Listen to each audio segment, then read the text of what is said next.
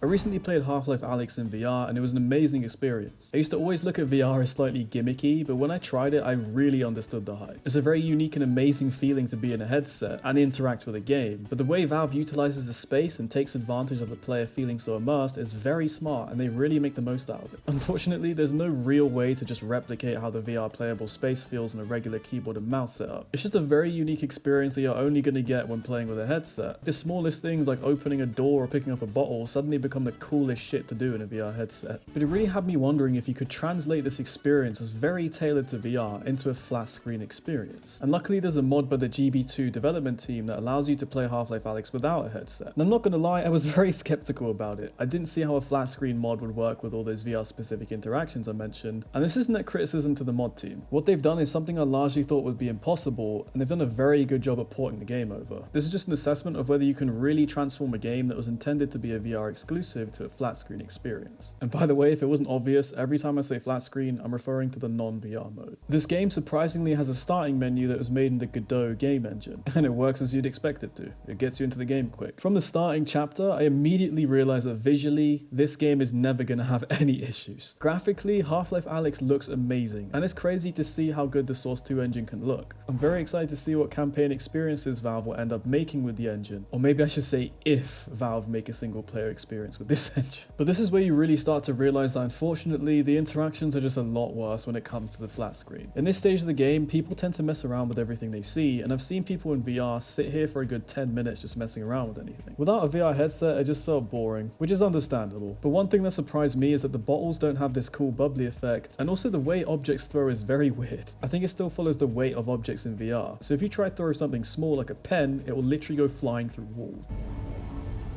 If you try to throw something heavier, it'll flop to the ground a bit more. And none of these types of objects feel good to throw. But interacting with things like doors is very easy thanks to the GB2 modding team. You can just click E on doors and they automatically open for you. Then I saw this button to open the main menu and I clicked it, but I wasn't expecting it to just completely take me out the game to the main beginning screen without a warning. You see, in VR, you have a main menu screen like you would in a normal game, but I'm guessing this is some weird limitation that the team are trying to work around. I decided to skip to the scary section of the game to obviously test the scariness and also the combat. The first thing I noticed is that the pistol shoots very quickly. I think that this is possible in VR, but without VR it just feels a little bit goofy.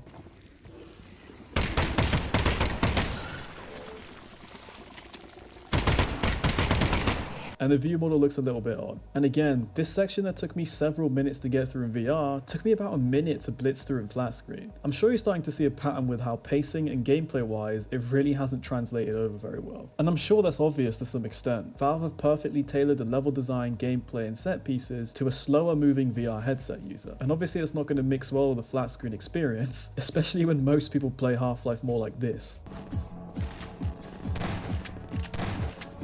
And you can really feel the slowness when you try to sprint or jump or fall from a height. It almost feels like you're in low gravity. And I think it goes without saying that this section was not scary at all compared to VR where it was very scary. This did make me curious about how scary the game could be though. So I went to the scariest section in the whole game, the Jeff section.